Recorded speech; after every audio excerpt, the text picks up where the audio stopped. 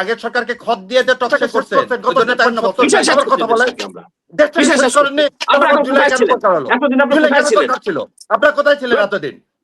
আমি ওনার সাথে কথা বলতে চাই। আমি একটু যোগ করতে চাই যে জুলাই সনদ নিয়ে যে দ্বন্দ্বটা, জুলাই সনদ বাস্তবায়ন হবে কি হবে না, এইখানে আমি এই সালাউদ্দিন সাহেব বা বিএনপির অন্যান্য নেতাদের কথা থেকে যেটা বুঝতে পারছি যে জুলাই সনদে যে 84টা পয়েন্ট বা অধিকাংশ পয়েন্ট যেগুলিতে তারা ডিসেন্ট দেয় নাই, সেগুলি তারা বাস্তবায়ন করতে চায়, কিন্তু প্রক্রিয়াটা আলাদা। তারা বাস্তবায়ন করতে চায় যে সংসদে এগুলি বিল আকারে আনবে, বিল আকারে উঠাবে এবং সেইভাবে যেহেতু 2/3 মেজরিটি আছে পাস হয়ে যাবে। এখানে তো আমি কোনো দেখি না, অসুবিধা দেখি ভাই। এটা 142 তে আপনি এটা বেসিক স্ট্রাকচার কনস্টিটিউশন চেঞ্জ করতে পারবেন না। 142 তে অ্যামেন্ডমেন্ট করবেন কেমন করে? যেগুলোতে তারা নোট অফ ডিসেন্ট দেয়নি সেগুলো তো সবগুলোই তো আমি একটা কথা বলি, আমি কথা বলতেছি, আমি একটু শেষ করি তারপরে আপনি বলেন, রাইট? আপনি তারপরে বলেন। এইখানে কনস্টিটিউশন মাইনেই কিন্তু আপনি চলতে হবে। যে কনস্টিটিউশন আপনি বেসিক স্ট্রাকচার চেঞ্জ করতে চাবেন কেন? কি কারণে আপনি বেসিক স্ট্রাকচার চেঞ্জ করতে?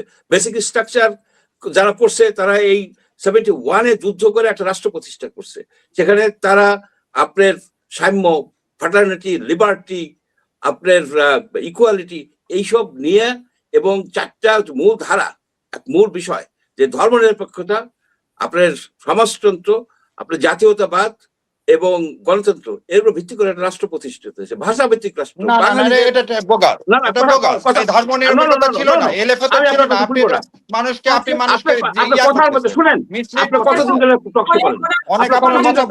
কথা বলেন কেন?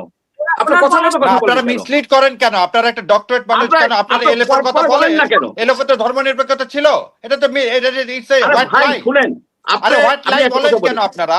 এখানে তো সমস্যা। আপনারা একটা প্রফেসর জাতির জন্য আলো দেখাবেন, আপনারা আলো দেখাবেন, আপনারা হোয়াইট লাই বলেন কেন? আচ্ছা, আমি হোয়াইট লাই বলি, ডার্ক লাই বলি, সেটা আপনি সুযোগ পাবেন আমার কথা বলার পরে। আপনি কেন কথা বলেন? এই জিনিসটা আপনি নর্মটা মানেন না, কোনো জায়গায় মানেন। আমি দেখছি টকশোতে আমি কথা বলতেছি, আমি শেষ করি, শেষ করি। মিথ্যা বলবেন না, সেটা আমরা চাই।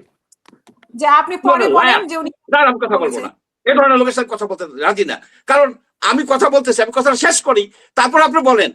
আপনাকে আমি না করতেছি না তো, আপনার কথার মধ্যে আমরা কথা বলছি। বলেন আপনার কথা। না, আমি বলবো না, আপনি বলেন।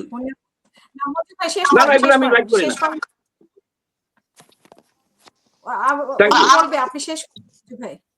না, এই ধরনের লোকের সাথে কথা বলি না। আপনার মানে আপনি হোয়াইট লাই বলেননি, এলিফ্যান্ট নাসারা সংবিধান বলছি আমি বলছি, বলার পরে আপনি বলেন না কেন? এই ধরনের লোকের আমার বলার পরে আপনি বলেন না কেন? এইভাবে দেশটাকে শেষ করতেন গত 53 বছর। কথা বলেন আমরা দেশটাকে শেষ করেননি। এতদিন আপনি কোথায় ছিলেন? আপনারা কোথায় ছিলেন এতদিন? শুনেন, আমি ওনার সাথে কথা বলবো না, আপনি বলেন। কথা বলবেন না। এক বিরাট সত্য বলে খুব গায়ে লাগে না?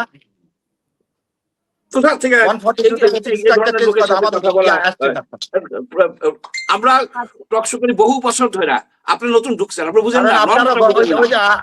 আগের সরকারকে খত দিয়ে যে টকশো করছেন, ওই জন্য তো এখন সত্য স্বীকার করতে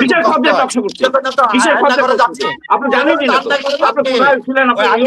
বলে তো আয়না ঘরে যাননি, আপনার বড় বড় কথা বলেন। শাহরিয়ার ভাই, উনি আওয়ামী লীগের বিরুদ্ধে টকশো করেছে, আমাদের সাথেই টকশো করেছে, টেলিভিশনেও টকশো করেছে, আওয়ামী লীগের বিরুদ্ধে টকশো করেছে, নাকে খত দিয়ে টকশো করে নাই। সারোয়ার ভাইও আছে, উনিও জানে। তো যাই হোক, শাহরিয়ার ভাই